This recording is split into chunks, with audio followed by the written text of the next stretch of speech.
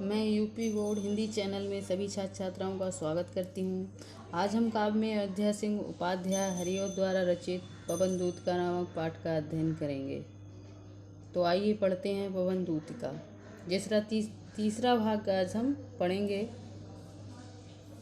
लज्जाशीला पथिक महिला जो कहीं दृष्टि आए, होने देना विकृत वसना तो न तू सुंदरी को, जो थोड़ी भी श्रमित वह हो गोद ले श्रांति खोना, होठों की और कमल मुख की मिलानताएं मिटाना।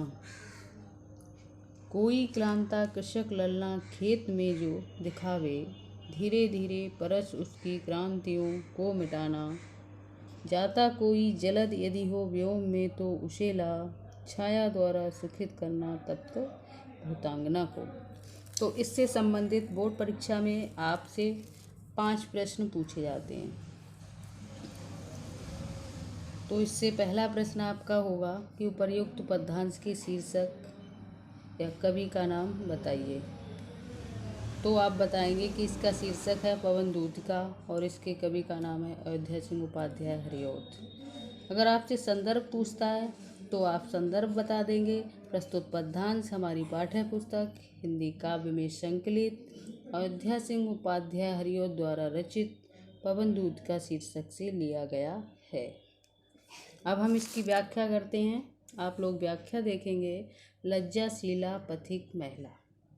राधा जी पवन से कहती हैं कि हे पवन, यदि तुझे रास्ते में कहीं लज्जाशील राहगीर युवती महिला दिखाई दे, कहीं दृष्टि आए अर्थात दिखाई दे, होने देना विकृत वसना तो न तू सुंदरी को, तो तू उस सुंदरी को अर्थात उस युवती को उसके वस्त्रों को अस्त व्यस्त मत करना, जिससे उसका शरीर दिखाई देने लगे। उसके वस्त्रों को अस्त व्यस्त मत करना। जो थोड़ी भी श्रमित वह हो गोद ले श्रांति खोना। अगर तुझे वह स्त्री थोड़ी सी भी श्रमित माने थकी हुई दिखाई दे तो उस स्त्री को गोद में लेकर उसकी श्रांति माने थकावट को, खोना माने मिटा देना, उसकी थकावट को दूर कर देना। होठों की और कमल मुख की मिलानताएं मिटाना। उसके कमल के समान जो कोमल होंठ हो और कमल के समान जो मुख हो, उसका मुरझायापन उसे दूर कर देना अर्थात उसके मुख को प्रसन्न कर देना। कोई क्लांता कृषक ललना खेत में जो दिखावे। अगर तुझे कोई क्लांत माने थकी हुई, कृषक माने किसान की, ललना माने स्त्री खेत में दिखाई दे। राधा जी पवन से कहती हैं कि जाते जाते अगर रास्ते में तुझे कोई किसान की स्त्री दिखाई दे जो खेत में काम कर रही हो, धीरे धीरे परस उसकी क्लांतियों को मिटाना। तो तू धीरे धीरे अपने स्पर्श से, अपनी हवा के द्वारा उसकी थकावट को दूर कर देना। जाता कोई जलद यदि हो व्योम में तो उशेला।